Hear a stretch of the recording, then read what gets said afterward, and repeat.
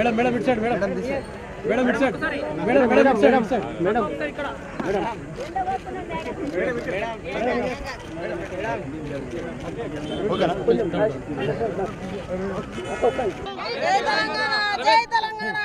ఈరోజు మా స్వగ్రామమైనటువంటి పోతంగల్ గ్రామం బోధన్ నియోజకవర్గం నిజామాబాద్ జిల్లాలో నేను ఓటు హక్కును వినియోగించడం జరిగింది. అందరినీ కూడా రిక్వెస్ట్ చేస్తూ ఉన్నాను, ప్రజాస్వామ్యంలో ఓటు హక్కు అత్యంత విలువైనది. దయచేసి అందరూ కూడా మీ యొక్క ఓటు హక్కుని ఈరోజు వినియోగించవలసిందిగా, తెలంగాణ వ్యాప్తంగా వినియోగించవలసిందిగా కోరుతా ఉన్నాను.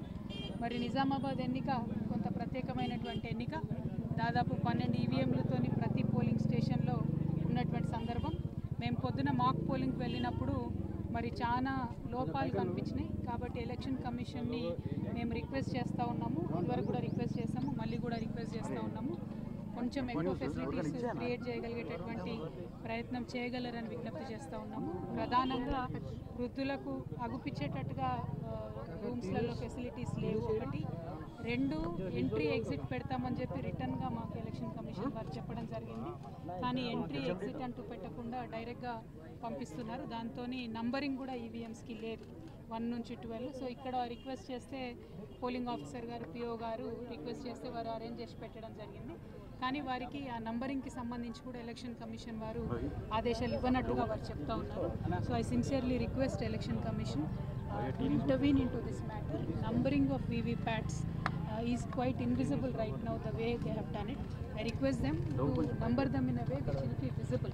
Point 1. Point 2, ఎంట్రీ ఎగ్జిట్తో లేట్ అవుతుంది. ఇప్పుడు ఇక్కడ ఉదాహరణకి మా దగ్గర 8:45కి పోలింగ్ స్టార్ట్ అయింది, దాదాపుగా గంట లేట్గా స్టార్ట్ అవుతున్నటువంటి సందర్భం. సో ఇవన్నిటిని కూడా గమనించుకొని స్వచ్ఛందంగా ప్రజలు స్వేచ్ఛగా ప్రశాంతంగా ఓటు హక్కు వినియోగించుకోవడానికి నిజామాబాద్ మీద కొంచెం ప్రత్యేక దృష్టి ఈసీ పెట్టవలసిందిగా ప్రత్యేకంగా రిక్వెస్ట్ చేస్తున్నాం. ఫెసిలిటీస్, వాటర్, టెంట్స్ పర్వాలేదు, బాగున్నాయి.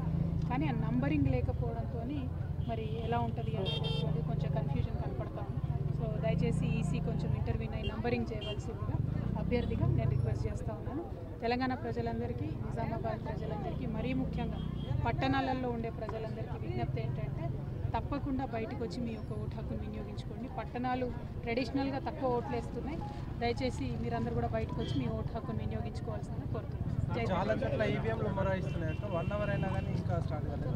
టైం ఎక్స్టెన్షన్ ఇంకేమన్నా? మేము ఇదివరకు కూడా ఈసీని రిక్వెస్ట్ చేసామండి 7 వరకు ఎక్స్టెండ్ చేయమని, కానీ వారు 8 to 6 చేశారు టైం అది. సో 6 లోపట వస్తే కూడా మరి వారందరినీ అలౌ చేస్తాము. 9 అయినా 10 అయినా పోలింగ్ చేస్తాము. కానీ 6 లోపల పోలింగ్ స్టేషన్కి వెళ్ళిన వారందరినీ కూడా అనుమతిస్తామని చెప్తా ఉన్నారు. సో ప్రజలందరితో నా విజ్ఞప్తి, ఓటు వేయాలనుకునే వాళ్ళు 6 లోపల పోలింగ్ స్టేషన్లోకి చేరుకుంటే లైన్లో చివరి నుంచే స్లిప్స్ ఇస్తారు కాబట్టి చివరి వ్యక్తి కూడా ఎంత లేట్ అయినా ఓటేసేటటువంటి అవకాశం ఉంటుంది.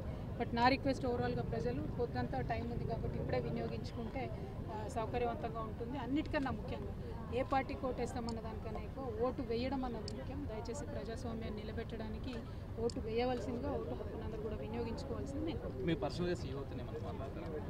నేను మాట్లాడతానండి. మా ఏజెంట్ గారు కూడా ఉన్నారు. ఇదివరకు కూడా రిటర్న్లో ఇచ్చాం, మేము నంబరింగ్, ఎంట్రీ, ఎగ్జిట్ అన్ని రిటర్న్గా ఇచ్చి ఉన్నాము. సో ఆ విషయం మళ్ళీ ఒకసారి స్ట్రెస్ చేసి చెప్పారు. Thank you. నిరంతర న్యూస్ అప్డేట్ కోసం ఛానల్ ను సబ్స్క్రైబ్ చేయండి. పక్కనే ఉండే బెల్ సింబల్ ను క్లిక్ చేయడం మర్చిపోకండి. అప్డేట్స్ ని మిస్ అవ్వకండి. Thanks for watching. Please like